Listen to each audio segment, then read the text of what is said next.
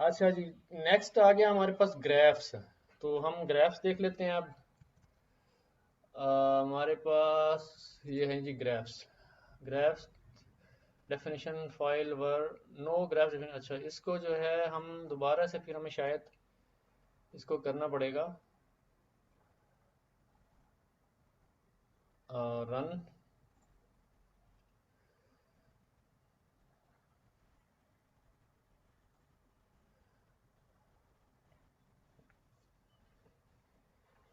मेरे पास जीपी का भी उन्होंने ब्लॉक कर दिया हुआ है, टाइम ज़्यादा लेगा।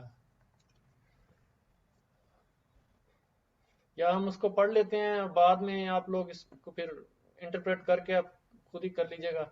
या ये फिर इसको रन ये सर सही है। इसको रन कर देते हैं और बाद में हम इसको फिर देख लेंगे। Run all.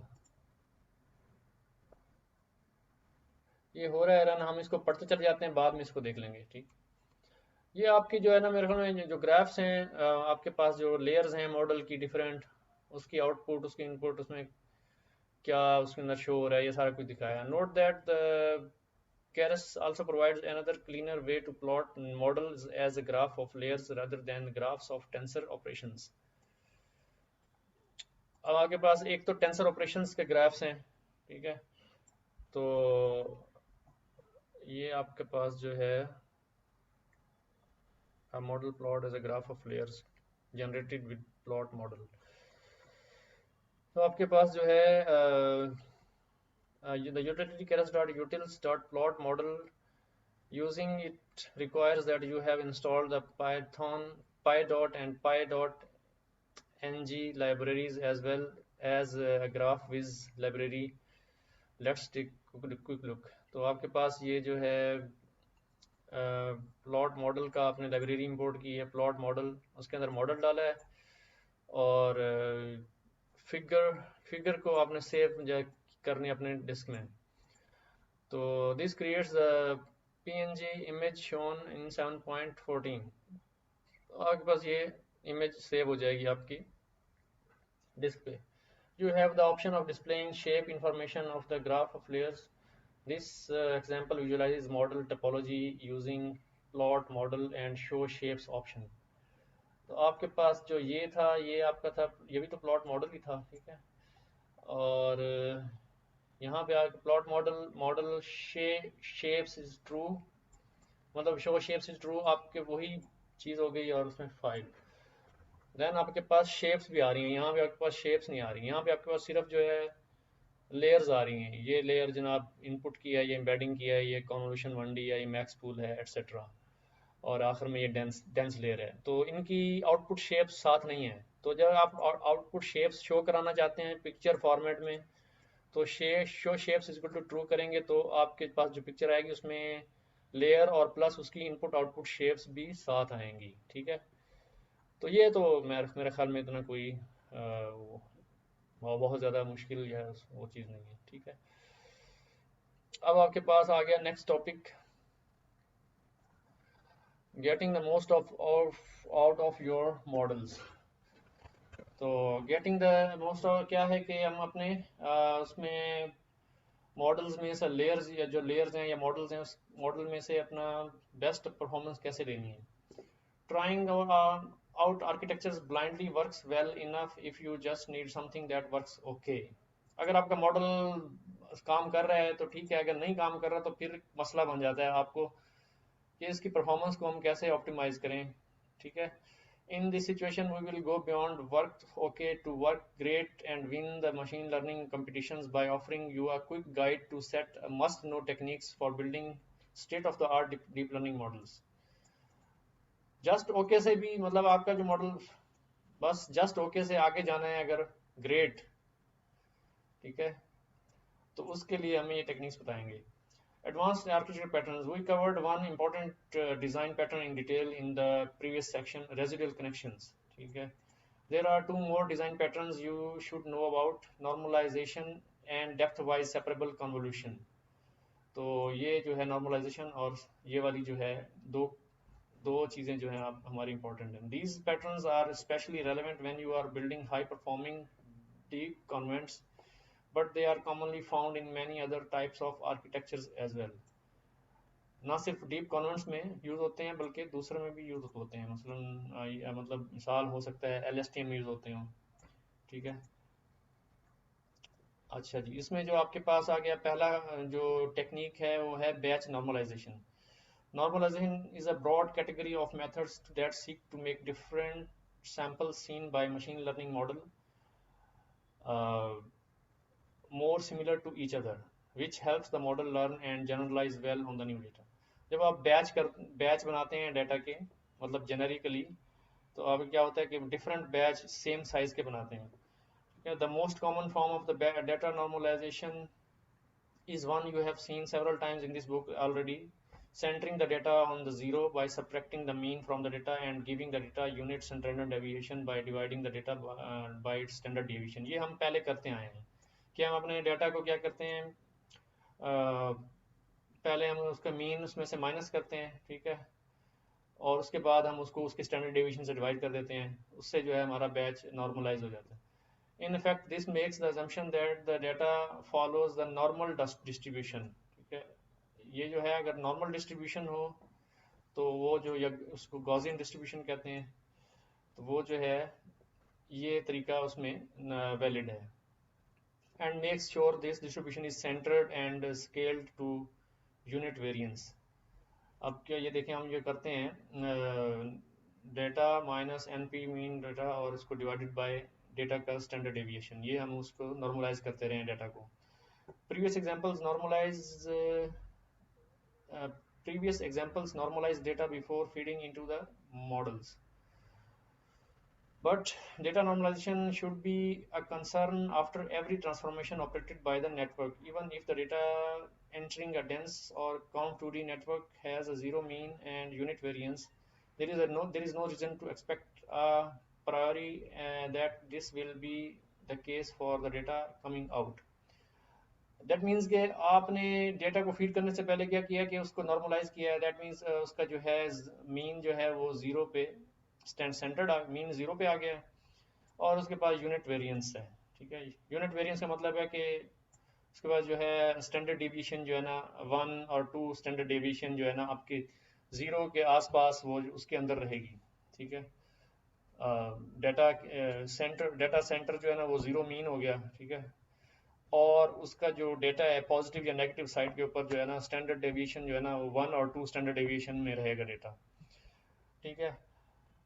अब क्या है कि बात यह है कि आपका डेटा एंटर तो हो गया आपके डेंस में या कॉन्व 2D में, जिसमें भी आपका डेटा आपने इनपुट दी, डेटा को आपने किया स्टैंडर्डाइज्ड, लेकिन अब ये मेक श्योर नहीं है कि भाई आपका जो डेटा बाहर आएगा क्या वो भी, या आपकी जो लेयर्स, हर लेयर्स की जो आउटपुट पे जो डेटा आएगा क्या वो भी स्टैंडर्डाइज होगा, ठीक है। तो इसके लिए जो है हम क्या करते हैं, उसको हमें स्टैंडर्डाइज करना होगा, यहाँ पे लिखा हुआ है जैसे, सही है ये। But the data normalization should be a concern after every transformation operated by your network. आपके नेटवर्क के ऊपर जब भी ट्रांसफॉर्मेशन होगी, जिस लेयर से डेटा गुजरेगा या जिस भी ऑपरेशन में से डाटा गुजरेगा, तो वो चेंज हो सकता है, उसकी स्टैंडर्डाइजेशन जो है ना डिस्टर्ब हो जाएगी। तो हम उसको अगर स्टैंडर्डाइज कर दें हर लेयर के ऊपर उसके आउटपुट को, तो उसके ज़्यादा हमारा फ़ायदा होगा। Batch normalization is a type of layer batch normalization in Keras introduced in 2015 by this person. It can adaptively normalize data even as the mean and the variance change over time during training. तो अगर आपके पास training के दौरान अगर ये changes हो रही हैं, आपके स्टैंडर्डाइजेशन जो है ना वो डिस्टर्ब हो रही है डाटा की, तो वो आपकी ट्रेनिंग के दौरान भी उसको जो है अडॉप्टिवली जो है ना उसको चेंज कर देता है। It works by internally maintaining an exponential moving average of the batch wise mean and variance of the data seen during the training, ठीक है। मतलब ट्रेनिंग के दौरान ही जो है वो उसको ऑटोमेटिकली एल्गोरिदम के ज़रिए जो है वो बैच वाइज जो है उसको मीन और वेरिएंस को जो है वो करता है, कंट्रोल करता है, ठीक है। The main effect of the batch normalization is that it helps with gradient propagation much like residual connections, but thus allows for deeper networks. some very deep networks can only be trained if they include multiple batch normalization layers। ठीक है, तो अगर आपके पास बहुत ज़्यादा deep networks हैं, जैसे आपकी बहुत सारी लेयर्स लगी हुई हैं, ठीक है, तो उसको बहुत सारी लेयर्स के होते हुए जो है आपको बैच नॉर्मलाइजेशन हमें करनी चाहिए। ठीक है, for instance, batch normalization is used liberally in many of the advanced convent architectures that come packaged in with Keras like REST-NET 50, Inception, V3, Exception, etc. ठीक है, तो आपके ये सारे के सारे जो जितने भी स्टेट ऑफ द आर्ट आपके जो प्री ट्रेन्ड मॉडल आपके पास अवेलेबल हैं, वो सारे के सारे क्या कर रहे हैं, वो बैच नॉर्मलाइजेशन यूज़ कर रहे हैं। ठीक है, अच्छा जी, the batch normalization layer is typically used for convolution और डेंसली कनेक्टेड लेयर्स। तो जो भी conv two excuse me D, sir. जी जी बताएं। सर एक तो डेटा को नॉर्मलाइज करते हैं और यहाँ बैच को नॉर्मलाइज कर रहे हैं। बैच नॉर्मलाइजेशन का मतलब ये है कि आपके पास जो लेयर्स के ऊपर इनपुट आएंगी ना बैचेस की सूरत में, ठीक है, तो आपकी जो आउटपुट जहाँ आएगी, इसकी आउटपुट जो आएगी उसको नॉर्मलाइज करेगी ये। ठीक है, तो नॉर्मली जो है आपकी जो नॉर्मलाइजेशन आपके जब मॉडल में होगी तो वो सर ज़्यादा। जो आउटपुट आ रहा है, हम्म, मतलब आउटपुट वही जो मतलब हमने डेटा फीड करा है उसका जो आउटपुट आ रहा है, उस आउटपुट डेटे को नॉर्मलाइज कर रहा है या बिल, बैच को नॉर्मलाइज कर रहा है? बिल्कुल बिल्कुल उस आउटपुट को नॉर्मलाइज कर रहा है। ओके। हाँ जी, तो अब वो कह रहा है कि नॉर्मलाइज जो है ना वो आप क्या करेंगे, ज़्यादा मतलब दो चीज़ों को ज़्यादा करते हैं। ठीक है, एक है कन्वोल अपना या तो डेंसली कनेक्टेड लेयर को या फिर कॉन्वोल्यूशन लेयर को। तो आपके पास ये कॉन्व टू डी है या डेंस है, यहाँ उसके बाद फौरन आप बैच नॉर्मलाइजेशन करेंगे।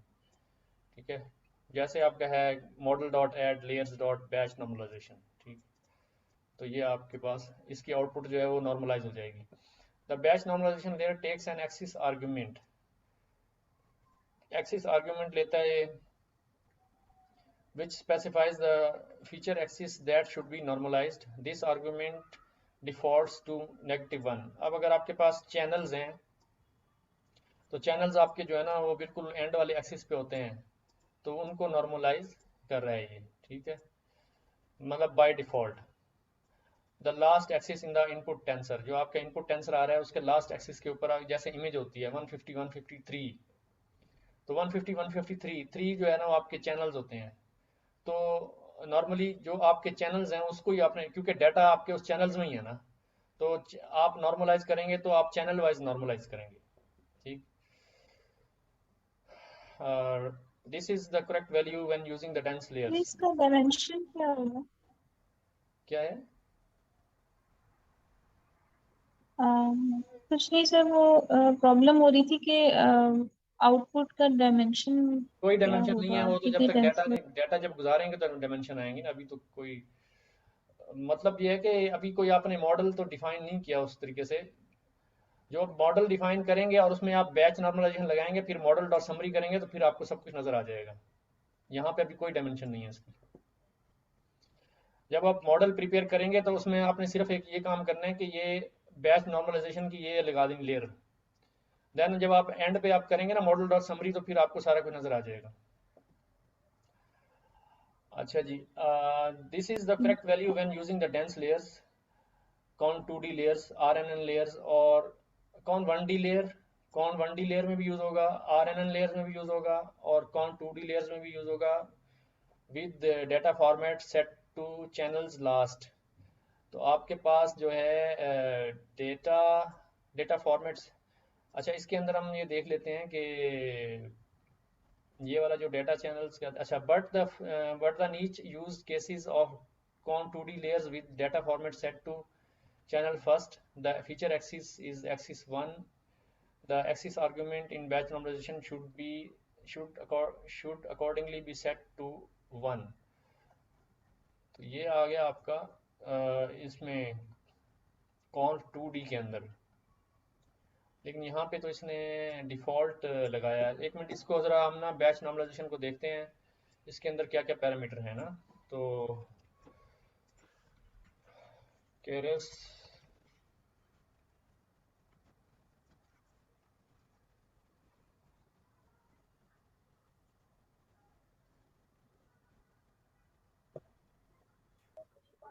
सर जब डेटा किसी मॉडल के अंदर एंटर किया जाता है तो उसको नॉर्मलाइज किया जाता है ना पहले।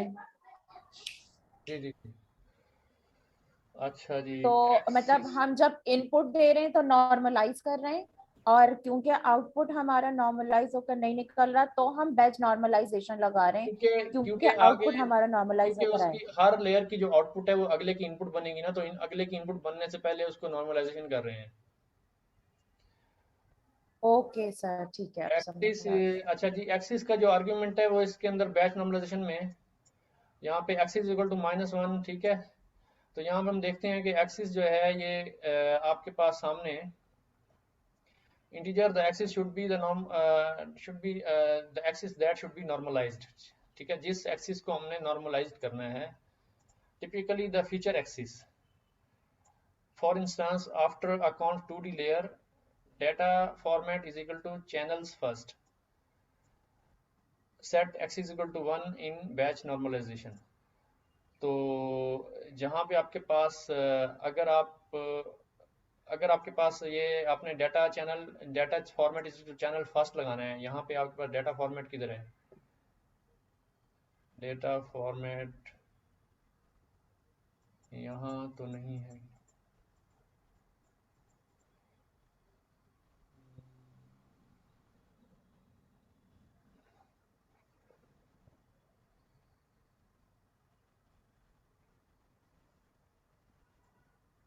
डेटा फॉर्मेट किस जगह होगा? ठीक है, ये इधर नहीं है।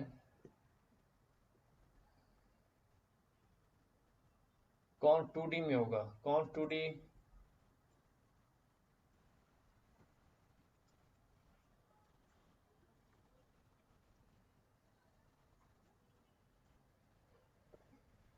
ये डेटा फॉर्मेट, ठीक है। अगर आपके पास डेटा फॉर्मेट जो है वो यहाँ पे हम देखते हैं, डेटा फॉर्मेट जो है वो ये string one of channel last channel first, यानी कि दो चीज़ें हैं, या तो चैनल लास्ट है या चैनल फर्स्ट है। जो चैनल लास्ट है वो डिफ़ॉल्ट है, ठीक है। तो आपके पास अगर कॉन्वोल्यूशन 2D यूज़ कर रहे हैं तो उसके अंदर अगर आपके पास यहाँ पे अगर डिफ़ॉल्ट अगर है तो वो है चैनल लास्ट, ठीक है। तो इसमें क्या है कि the ordering of the dimension on in the inputs, channel last corresponds to the input with the shape, batch size, height, width channels, while channel first corresponds to the input of the shape, batch channels, height, width। अच्छा हाँ, ये आपके पास अगर आप ये दो तरीके होते हैं, ठीक है। आप जब इनपुट देते हैं ना अपने कॉन्वोल्यूशन 2D को, तो बाज़ औक़ात आपके पास ना बैच साइज यहाँ होता है, हाइट, विड्थ और देन चैनल, ठीक है। और बाज़ औक़ात ये होता है कि कुछ केसेस में आप यूँ कर रहे होते हैं, बैच साइज इधर, चैनल इधर और हाइट विड्थ इधर। तो इसका मतलब है कि आपके पास जो है ये RGB स्केल इधर होता है, और आपके पास जो हाइट और विड्थ है ना उसकी, आपकी पिक्चर की, वो इधर होती है, ठीक। तो उस केस में जो है ना, अगर चैनल फर्स्ट सर इनमें होगा, फर्क क्या होता है? फर्क फर्क कुछ नहीं होता। कुछ कुछ जगह पे आप कुछ एल्गोरिदम्स में जो है ना वो इस तरह यूज करते हैं, ठीक है। सिंपल आपने उसको रीशेप करना होगा, उस पिक्चर को रीशेप अगर आप कर लें, मतलब रीशेप। हमें कोई फर्क नहीं पड़ता हम चैनल सेकंड फर्स्ट पोजीशन पे रखें या चाहे हम सेकंड पोजीशन पे रखें चैनल को, हाँ हाँ, ये कोई उससे फर्क फर्क नहीं नहीं पड़ता, पड़ेगा? लेकिन वो डिपेंड करता है कि आप जो मॉडल, अगर मिसाल है आप प्री ट्रेन मॉडल यूज कर रहे हैं कोई, तो अगर वो इनपुट इस तरह एक्सेप्ट करता है, ठीक है, तो आपको इस तरह से उसको मतलब रीशेप करके भेजना होगा, ठीक है। और अगर आपका ओके। मॉडल इस तरह से एक्सेप्ट करता है, जो कि आपके प्री ट्रेन मॉडल होते हैं ट्रांसफर लर्निंग में, तो आपको फिर जो है वो इस तरह से रीशेप करके आपको डाटा भेजना होता है, ठीक है। और अगर हम खुद से मॉडल बना रहे हैं तो ये हमारी चॉइस है कि हम चैनल्स को कहीं पर भी रख दें। वो अब आपके मॉडल की इनपुट जी आपके ऊपर डिपेंड करता है कि आप कैसा बनाना चाहते हैं उसको। मेरे पास एक एग्जांपल है जिसमें ना मैंने देखा हुआ है कि चैनल फर्स्ट आते हैं, ठीक है। सर ओके इसमें सर। सर जब किसी चीज को, किसी इमेज को या किसी चीज को जब रिवर्स करना हो ना, तो उसमें फिर ये ऐसे करते हैं। एक पिक्चर है, उसको हमें रिवर्स करना है उसके पिक्सेल्स को, तो उसके लिए चैनल पहले ले आते हैं, फिर हाइट और उसके बाद फिर विड्थ आती है। तो नॉर्मल तो फिर ऐसी होता है कि विड्थ, हाइट और ये आता है चैनल, लेकिन रिवर्स करने के लिए भी ये यूज करते हैं। ज़बरदस्त। तो ये जो है इस तरीके से ये हो गया आपका, ठीक है।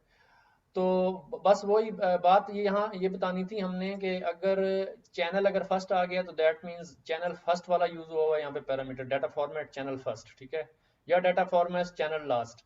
तो उस केस के अंदर जो है आप जब बैच नॉर्मलाइजेशन में आएंगे तो यहाँ पे आपने जो है अगर चैनल फर्स्ट है तो एक्सिस 1 यूज करना है, ठीक है। नॉर्मली सिंपल सी बात है, क्योंकि आपका जब आपका ये केस आएगा मतलब जैसे कि इस तरीके से अगर ये आएगा बैच, ठीक है, बैच चैनल हाइट और विड्थ, ठीक है। तो अगर आपका ऐसा आएगा तो लाजिम बात है ये क्या है, मिसाल है ये है आपकी अपना चैनल फर्स्ट है ना, तो आपका क्या आएगा, ये कहाँ गया, सर चैप्टर 2 में एक्सप्लेन किया हुआ है ना चैनल कहाँ रखने हैं, कब कहाँ रखने हैं। आपने एक्सिस 1 रखना है अगर आपका चैनल फर्स्ट है। Okay sir. हाँ, इसके लिए मैंने सर ये पढ़ा था कि जैसे नॉर्मल इमेज के जो कलर रहते हैं RGB में आते हैं, अगर आपने BRG में लेके आने तो उसके लिए फिर चैनल हमने फिर ये रिवर्स करना है, सारा चैनल को फर्स्ट में ले आना है और हाइट को उसके बाद और लास्ट पे विड्थ को ले आना है। ठीक है, यानी ये कि चीज मैंने पढ़ी थी। आप कह रहे हैं कि RGB अगर होगा तो जी सर, चैनल इसके अगर हम फर्स्ट पोजीशन पर होगा, चैनल यहाँ पे होंगे, आरजीबी होगा। अगर BRG होगा, नॉर्मली जी सर, अगर हमने इसको रिवर्स करना है इसके पिक्सल्स को, अच्छा RGB तो नॉर्मल ओके एक्सेप्ट अच्छा करते अच्छा हैं, अच्छा। हमें BRG में लेके आना है तो उसके लिए फिर हमने रिवर्स कर देना सारा, ये जो इसके चैनल को फर्स्ट पे ले आना है और उसके बाद सॉरी हाइट और फिर लास्ट पे विड्थ को। सही है, तो बहुत ये अच्छा कहाँ है। से पढ़ा है इन्होंने, ये कंफर्म है? आप इसको अब नहीं, ये सर्च कंफर्म है। कर सकते हैं, ढूंढ सकते हैं इसको, इस पे रिसर्च कर सकते हैं। ओके सर, देख लेंगे हम लोग। आप इसको लिख लें और कल डिस्कस कर लेते हैं इस चीज़ को एज एन जी जी एज एन ओके सर। होमवर्क। मैं भी सर्च करूंगा, आप भी करिएगा सारे। तो बहुत अच्छी बात है, शाहिद भाई ने ये जो है हमारे साथ शेयरिंग की है अपनी एक्सपीरियंस को। तो सर क्वेश्चन तो मैंने राइज किया था। क्वेश्चन आपने रेज किया है और आपको भी क्रेडिट जाता है। चलें, आपको 60 दे देते हैं और शाहिद भाई को 40 दे देते ये सारा सारा ग्रेजुएशन इनको ही ठीक है दे सर। देना सर। हैं। सही है। तो ये हो गया, बस वही सिंपली है कि भाई वो उस चीज़ की जो हमें समझ नहीं आ रही थी कि चैनल फर्स्ट अगर हो तो एक्सिस क्यों 1 रखना है। बस यही चीज़ है कि अगर चैनल फर्स्ट है तो एक्सिस 1 रखना है, अगर चैनल लास्ट है तो एक्सिस -1 रखना है, ठीक है। ये चीज़ तो यहाँ पे ये चीज़ आ गई है। तो इसका जो है ये क्या है, recent improvement over the regular batch normalization is batch renormalization introduce in 2017. It offers clear benefits over batch normalization at no apparent cost. At the time of writing, it's too early to tell whether it is supplant batch normalization, but I think it's likely. Even more recently, this person introduced self-normalization neural networks, which manage to keep data normalized after going through any dense layer by using the specific activation function SELU. And the specific initializer Leukin_normal. This scheme, although highly interesting, is limited to densely connected networks for now, and its usefulness has not yet been broadly replicated. वो कह रहा है कि दो चीज़ें आई हैं in the mean time, वो मैं अभी कहता है कि लिख नहीं सकता इधर या बता नहीं सकता कि ये कैसा चलेगी। एक है रीनॉर्मलाइजेशन की टेक्निक, ये उस वक्त न्यू थी, और एक जो है दूसरा एक सेल्फ नॉर्मलाइजेशन की टेक्निक। तो वो ये दो टेक्निक्स आई हैं, तो इसका भी वो कहते हैं कि प्रोस्पेक्टिव इसका है। तो ये चीज़ होगी, इसके बारे में मेरा ख्याल है इतनी मुश्किल चीज़ नहीं थी ये, ठीक है। बैच नॉर्मलाइजेशन, ये अब आप इसको यूज़ करके देखिएगा या आप जो मॉडल यूज कर रहे हैं उसके अंदर आप देखिएगा, जैसे एक्सेप्शन है, इंसेप्शन है, अपना कोई दूसरी तरह की है, एक्सेप्शन है, और VGG16 है। उसको जब आप मॉडल डॉट समरी करेंगे तो उसके अंदर आप देखेंगे कि ये बैच नॉर्मलाइजेशन कई कई जगहों पे यूज हुई होती है। आगे आगे जी, depth wise separable convolution. What if I told you that there is a layer you can use as a drop-in replacement for convolution 2D that will make your model lighter, few trainable weights parameter, and faster, few floating point operations, and cause it to perform a few percentage point between points better on its task। मतलब वो कह रहा है कि एक cone 2D की एक replacement है, ठीक है, तो वो जो है क्या है, that is precisely what is depth wise separable convolution layer between क्या कह रहा है, layer does separable separable convolution 2D। This layer performs a spatial convolution on each channel of its input independently before mixing output channel via a point-wise convolution, a one-to-one convolution।